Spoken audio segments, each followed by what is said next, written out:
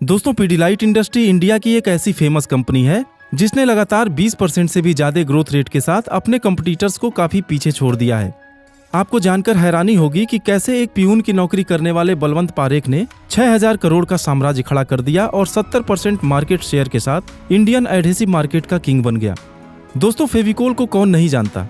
असल में बात जब कुछ चिपकाने की होती है तो हिंदुस्तान का कोई भी घर ऐसा नहीं होगा जो कभी न कभी इस कंपनी के प्रोडक्ट को यूज ना किया हो। तो आज की हमारी इस वीडियो में हम जानने वाले हैं पीडीलाइट इंडस्ट्रीज की उन कमाल की बिजनेस स्ट्रेटजीज के बारे में जिसने इस कंपनी की मोनोपोली क्रिएट करते हुए एडहेसिव मार्केट में एशिया की सबसे बड़ी कंपनी बना दिया। दरअसल पीडीलाइट की केस स्टडी आपके उन फंडामेंटल्स को क्लियर करेगी जो हर बिजनेस के सफलता की गारंटी है। तो चलिए वीडियो को शुरू करते हैं।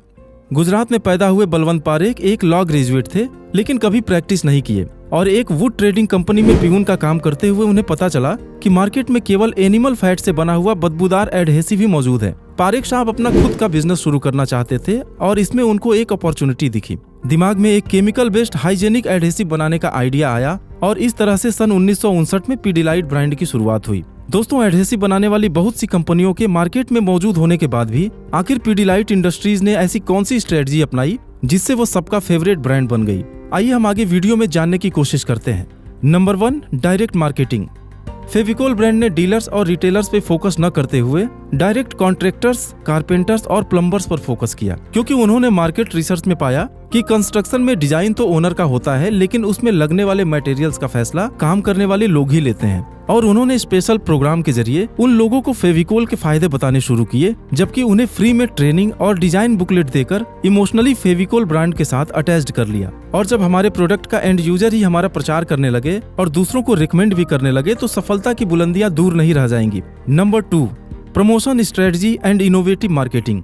दोस्तों, फेविकोल ने अपने ब्रांड को प्रमोट करने के लिए जबरदस्त मार्केटिंग की और लोगों के दिमाग में बसा दिया कि हर चिपकाने वाली चीज फेविकोल होती है। असल में किसी फेमस सेलिब्रिटी को ब्रांड एम्बेसडर बनाने की वजह एक कॉमन मैन को इस्तेमाल किया गया, जिससे कि हर आम आदमी उनसे कनेक्ट हो सके। और अगर सही मायने में देखा जाए तो अब प्रोडक्ट नहीं बल्कि इमोशंस बिकने लगे। और गौर करने वाली बात यह है कि फेविकोल के टीवी कॉमर्शियल्स ने हमारे दिमाग में अपनी जगह बना ली। चलिए आपको कुछ याद भी दिलाता हूँ। धर्मा की दुल्हन जो ब्याह के आई, संग टू सीटर सोफा ले आई।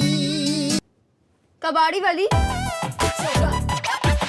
पर ये सनग्लासेस, इयररिंग, बैग, सैंडल्स, ये सब तो मेरे हैं। टूट गए तो तूने तो फेंक दिए और मैंने चिपका लिए। Oh no! Oh yes.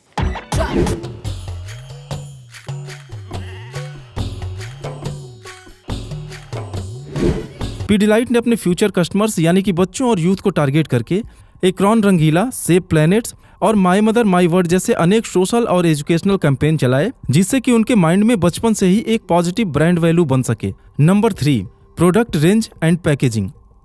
दोस्तों, एक बार फेविकोल की पहचान बन जाने के बाद कंपनी ने अपने प्रोडक्ट की रेंज को बढ़ाना शुरू किया। आपको जो भी चिपकाना हो, चाहे वो पेपर हो, फर्नीचर हो, रबर, फोम या फिर वॉलपेपर हो, सबका सॉल्यूशन पीडीलाइट के पास था। और कमाल की बात यह भी थी कि वो हर साइज में मौजूद था।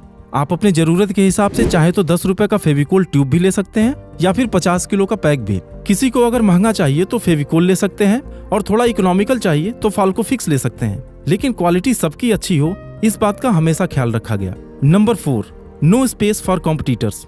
दोस्तों, पीडीलाइट की शुरू से ही स्ट्रेटजी रही है कि उन्होंने कभी कंपटीशन को पनपने ही नहीं दिया। जो भी कंपनी एडहेसिव मार्केट में अच्छा करने लगती या फिर कोई नया प्रोडक्ट लेकर आती थी जिसे बनाने में टाइम लग सकता था, तो पीडीलाइट उस कंपनी के एक्विजिशन की कोशिश शुरू कर देती थी और जल्दी से जल्दी उसको अपना बना लेती थी।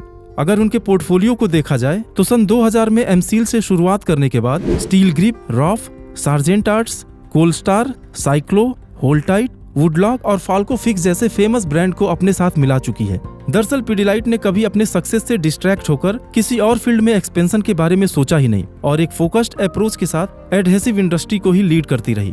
Number 5, easy availability.